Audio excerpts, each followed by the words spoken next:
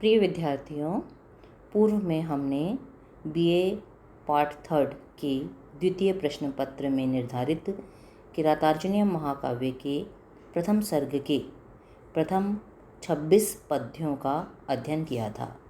उसी क्रम को आगे बढ़ाते हुए आज हम 27वें पद्य से अपना अध्ययन प्रारंभ करते हैं। देखिए 27वां पद्य।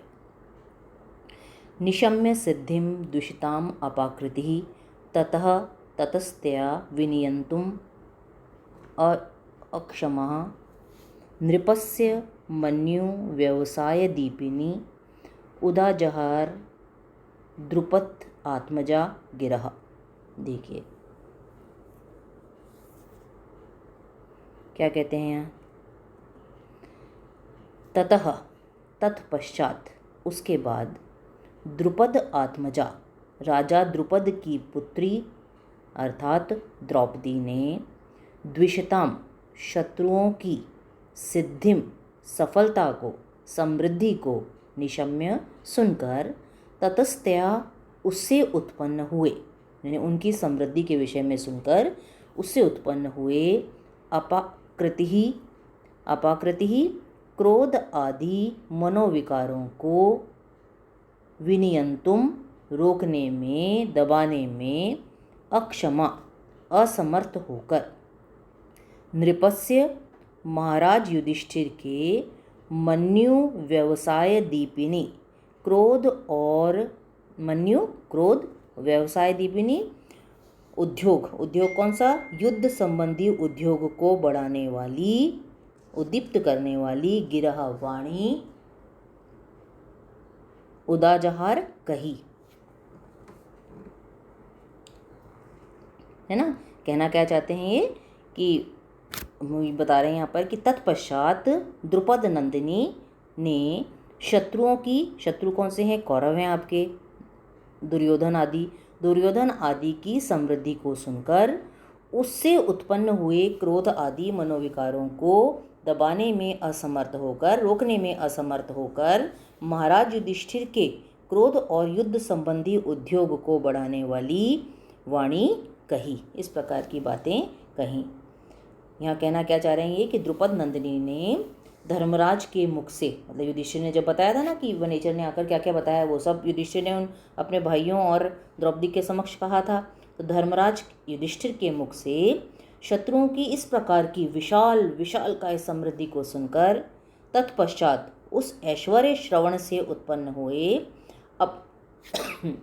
अपने हृदय के क्षोभ आदि विकारों को रोकने में असमर्थ होकर महाराज युधिष्ठिर के क्रोध और उद्योग को बढ़ाने वाली वचनों को कहा, यानी इस प्रकार की वाणी बोली जिससे शायद युधिष्ठिर के मन में क्रोध और युद्ध संबंधी व्यवसाय के लिए तत्पर होने की प्रवृत्ति जाग जाए।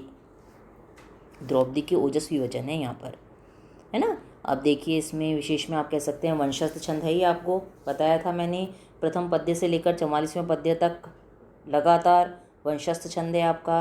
वंशस्थ छंद का लक्षण क्या होता है, वदंती वंशस्थ बिलम जतौ जरऊ, यानी प्रत्येक पाद में 12 वर्ण होते हैं, प्रत्येक चरण में 12 वर्ण होते हैं, और उनमें जो आपके हैं गणों का क्रम क्या होता है, जगण तगण जगण और रगण। द्रौपदी के क्षत्रियोचित तेजस्वी स्वभाव का यहाँ पर चित्रण किया गया है। द्रुपद आत्मजा का समास विग्रह क्या होगा आपका, द्रुपदस्य आत्मजा, है ना, द्रुपद की पुत्री, षष्ठी तत्पुरुष समास है। विनियंतुम में क्या है आपका व्याकरण, वी और नी उपसर्ग हैं, यम धातु है और तुमुन प्रत्यय है, ये धातु का साइन होता है, धातु का चिन्ह होता है ये आपका। निशम्य में नी उपसर्ग है, शम धातु ल्यप प्रत्यय है, आप जानते हैं, ये तो पढ़ते आ रहे हैं आप, क्लियर है। अब 28वें पद्य पर आइए, क्या कहते हैं 28वें में वे। भवादृशेषु प्रमदा जनोदितम भवती अधिक्षेप एव अनुशासनम तथापि वक्तुम व्यवसाययन्ति माम निरस्त नारी समयः दुरादयः। बहुत अच्छा पद्य है, महत्वपूर्ण भी है ये परीक्षा की दृष्टि से। भवादृशेषु, आप जैसे विद्वानों के प्रति आप जैसे नीति कुशल लोगों के विषय में प्रमदा जन स्त्री जन द्वारा उदितम कहा गया, उच्चारित किया गया। अनुशासनम उपदेश, इस प्रकार का उपदेश, कर्तव्य उपदेश। अधिक्षेप एव भवति, तिरस्कार या अपमान तुल्य ही होता है, तिरस्कार के समान या अपमान तुल्य होता है। तथापि फिर भी निरस्त नारी समयः, नारी समयः नारियों की शालीनता को निरस्त नष्ट करने वाली दुरादयः मनोव्यथाएं माम मुझको वक्तुम बोलने के लिए व्यवसायंती प्रेरित कर रही हैं, उद्यत कर रही हैं। क्या कहना चाहती है द्रौपदी यहाँ पर कि आप जैसे जो नीति कुशल, राजनीति के विषय में, युद्ध नीति के विषय में जो बहुत पटु व्यक्ति हैं, ऐसे विद्वानों के प्रति हम स्त्री जन द्वारा कहे गए कर्तव्य उपदेश वस्तुतः आपके तिरस्कार के समान ही होगा। मतलब मेरे द्वारा जो आपको निवेदन किया जा रहा है यह कहना वस्तुतः आपके अपमान सदृश ही है, क्योंकि मेरे कही हुई बातों से तो कहीं अधिक आप नीति तत्व को जानते हैं। फिर भी नारियों की शालीनता को नष्ट करने वाली मनोव्यथाएं मुझे बोलने के लिए प्रेरित कर रही हैं। अर्थात जब स्त्री बहुत व्यथित हो जाती है तो वह अपनी जो शालीनता है उसको भूल जाती है ना, फिर कटु वचन बोलने के लिए तत्पर हो जाती है। तो कहती है यहाँ पर कि मैं दुर्योधन की समृद्धि को सुनकर बहुत मेरे मन में क्षोभ उत्पन्न हो गया है, और वह क्षोभ, क्रोध आदि भावनाएं मुझे कटु वचन बोलने के लिए प्रेरित कर रही हैं, है ना। यहाँ पर मतलब वैसे मुझे शालीनता का परिचय देना चाहिए, लेकिन आप जैसे नीति निपुण विद्वान के समक्ष मुझ नारी का जो कर्तव्य मार्ग का उपदेश दिया जा रहा है वह वस्तुतः अनुचित और धृष्टतापूर्ण है। लेकिन शत्रुओं की सफलता को सुनकर जो मनोव्यथा मेरे भीतर उत्पन्न हुई है वह मुझे यह सब कटु वचन कहने के लिए प्रेरित कर रही है। कहना यही चाहती हैं कि जब बहुत कोई व्यक्ति दुखी हो जाता है या पीड़ित होता है तो वो अनुचित व्यवहार करता है, लेकिन उसका यह व्यवहार क्षम्य होता है। अब विशेष में आप लिख सकते हैं वंशस्थ छंद है ही वही आपका उपमा अलंकार है और काव्यलिंग अलंकार भी है यहाँ पर। और द्रौपदी के ओजस्वी वचन है यहाँ पर। वो कहती है ना जैसे कि आप जैसे कुशल नीतिज्ञ के समक्ष मुझ स्त्री द्वारा कर्तव्य मार्ग का उपदेश देना अनुचित और धृष्टतापूर्ण है, किंतु शत्रुओं की समृद्धि को सुनकर उत्पन्न हुई मनोव्यथा मुझे इस प्रकार बोलने के लिए, कटु वचन बोलने के लिए प्रेरित कर रही है। अब व्याकरण में थोड़ा सा बता सकते हैं यहाँ पर। अनुशासनम में क्या है, अनुपसर्ग शास धातु लीठ प्रत्यय है ये आपका। व्यवसायंती में क्या है, वी और अव दो उपसर्ग हैं आपके। सो धातु है शो होती है, सो करते आदेश, निजंत है वो।